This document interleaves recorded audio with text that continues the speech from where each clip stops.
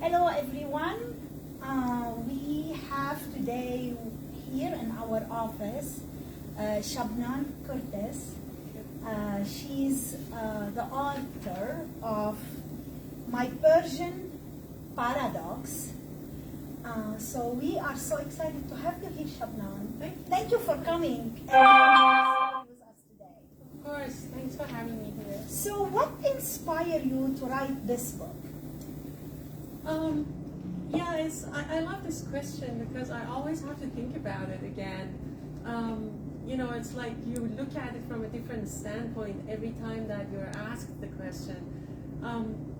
At one point after my immigration, a few years after my immigration, I felt like I had everything that I wanted. I had achieved everything that I wanted, and I had a small, quiet life, a respectable job, kind of like, everything was in order, but there was something missing. What is it? Is it like, am I missing my motherland? I was born and raised in Iran. I was 31 when I immigrated to the United States. I was like, what is it that is kind of like making this void in my heart, despite having a good everything in order life? I was thinking about it, and then during the talks with other people and therapies and everything, what came up was there was a lot to be said. There was a lot of stories to be shared, not only just to be shared, but also for me to understand it. In order to understand those stories from the past, all those traumas, all those stressful events, I needed to start thinking about them with a structure, and that's how I started writing them. And as soon as I started writing the stories, I was like, these are the stories that I want to share with other people, because I'm sure I wasn't alone in that. Wow. So when you start, you were on your country or you were here? I was here. Oh, I you was already actually, were I should here. have said that. It was like about 2015 that I was really, after a few years of confusion, I got to the point that I want to write this story. Yeah. How long it take you to write this book altogether? Do you remember? I started seriously in 2015, and I published it in 2019. So it took about 4 years. Wow. Yeah, but considering that English is my second language, it took me many efforts. Yeah. And a good editor who helped me to kind of bring it to life with correct grammar and better vocabulary that maybe I couldn't come up with. Yep. I'll be the same if I'm writing a book. Yeah, I hope you do. And so, how the title of the book come up? Like my Persian Paradox. I like this word, paradox. Thank So you. how did it come up, the title? It was because of the confusion that I had. When I started writing the story, each character came up, and I was like, well, like my father, my mother, my uncle, it's like they had, every one of us had some flaws, and every one of us had some good traits, personality traits. And I was like, how can I put them all together? How does it even come together? A person like a father who loves his daughter, but at the same time who drinks every night. And then I got to the point that, the life is full of these paradoxes. We all carry them. And this book, writing this book for me was figuring out that these paradoxes exist, and we live with them. And that's my Persian paradox.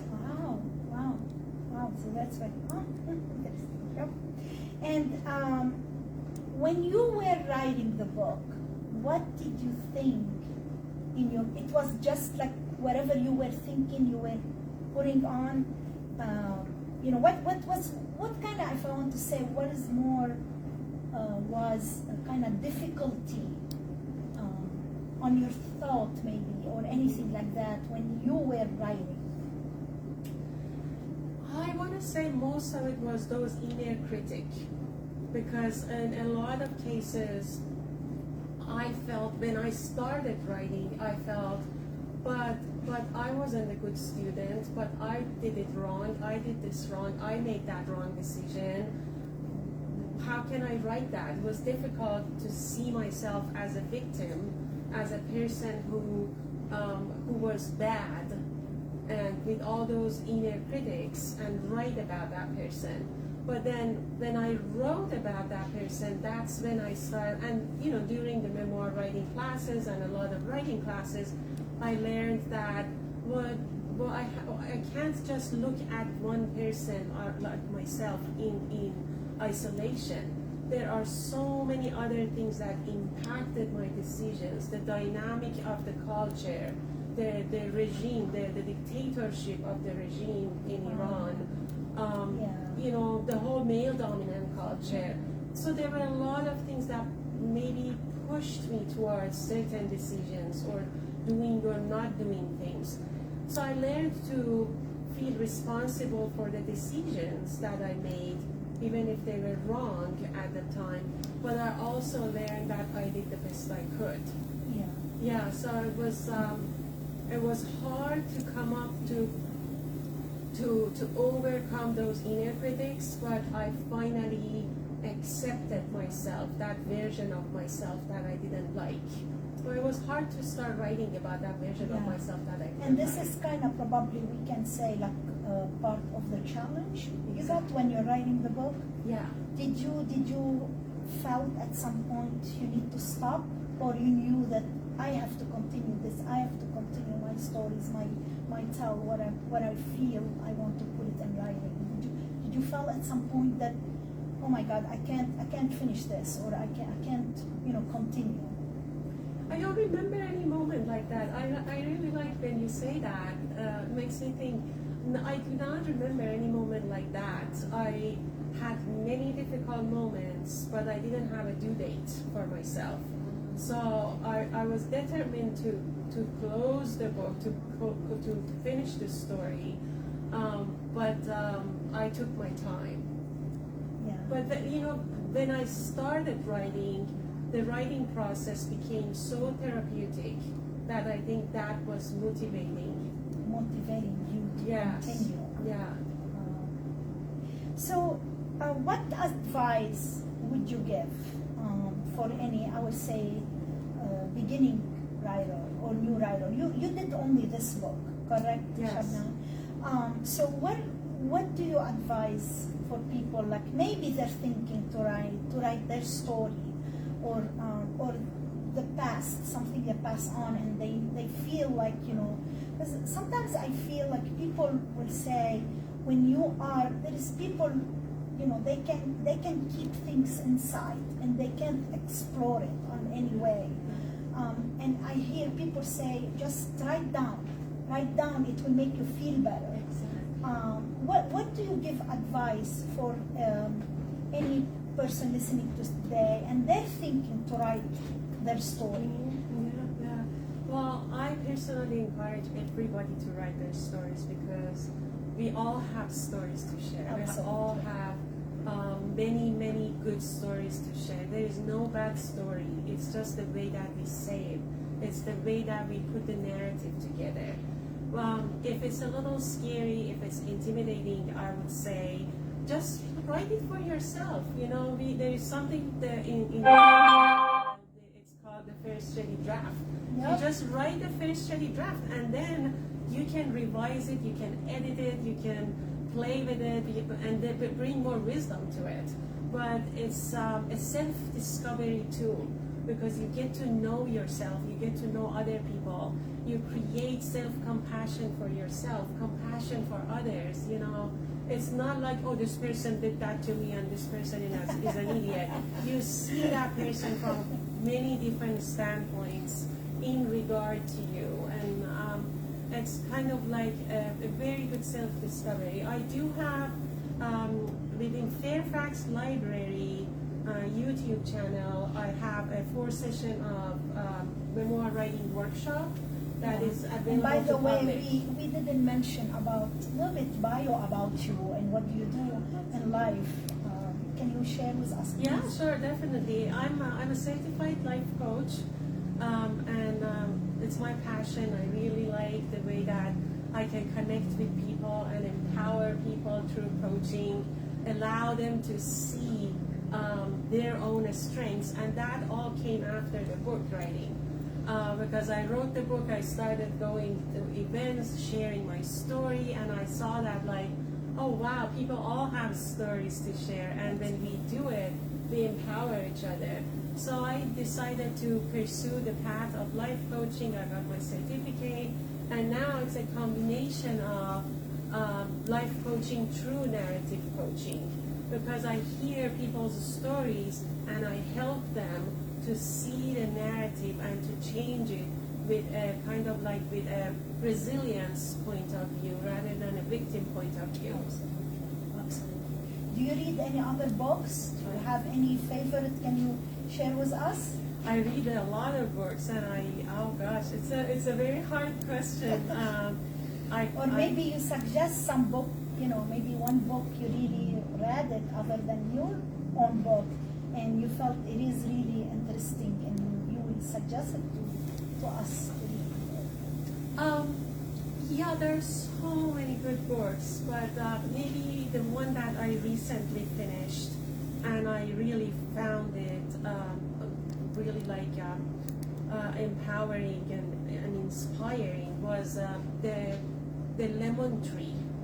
The Lemon Tree is based on a true story between an Israeli and a Palestinian people, and this is like an amazing, mind-blowing friendship between these two people, and you see how each one of them has right and is wrong, and it's like how each person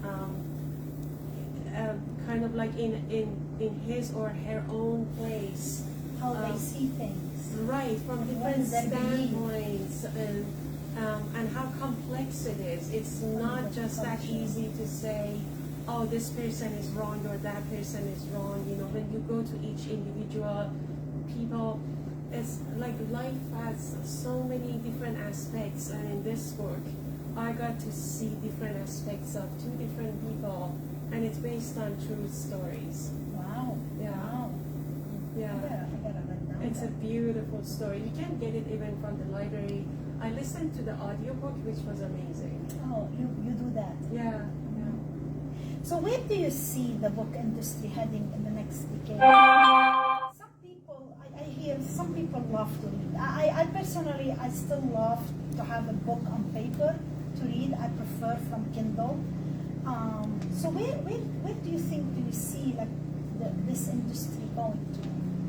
With kind of like having so many opportunities for every person, every individual to have, to be able to write and just publish it, even if it's like Amazon self-publishing or through so many new publishers that are created now, or even just blogging or having your like personal essays and everything. It's so easy to share the stories. So, and what I see is like there is more diversity of voices that are coming out. Yeah. People are sharing their personal stories in a more intimate way with other people. So a lot of cliches are going to be broken. A lot of time, and we get to see how the beauty of diversity, the beauty of differences. Yeah. And culture. I mean, you are now, you're from Iran originally, and Iran is passing on very, very hard time right now, and it is difficult. When the last time you been there, Shabnam? That was many years ago, 2007. I am sure even the people who live there right now, they probably have a story. Each one of them. Absolutely. Yeah, Absolutely. yeah, exactly, yeah. We hope the best. We hope the thing will get better over there. Thank you. Because really, I know what's going on there, and it's really sad. It is very sad to kind of like repress a nation like that. We always talk about the American hostage, and then I always say, well, yeah, but there are like 80 million, 85 million people are hostage. And, you know, they're like the hostages of the regime now inside the country, that they cannot be themselves, they cannot know, they don't have the basics of freedom, and that's very sad. That's very sad. So where can the readers purchase your book? Any major book selling place like Amazon, Barnes and Nobles, any place. It's in 3 different formats. It's the hard copy, the Kindle, and the audiobook. And I forgot to mention, so it is My Persian Paradox, but it said here, Memories from an Iranian Girl. I love that. Yeah. Shabnam, are you thinking to have another book or not? I am. I would like to write a sequel, because this is about my story when I lived in Iran. I would like to write the next part as an immigrant.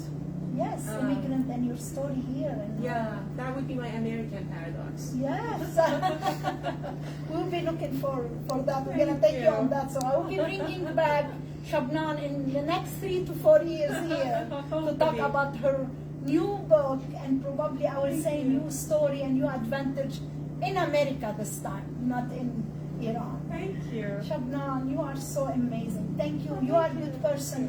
Shabnam is a good friend too. So you are amazing, and I will be definite reading this book. I appreciate it. And I hope again we will be putting the name of the book with the link. Again, the book called My Persian Paradox, Memories of an Iranian Girl. Thank you very Thank you much. for being here today. Yes, We appreciate thank you. you. My Thank you. pleasure. Thank you so much.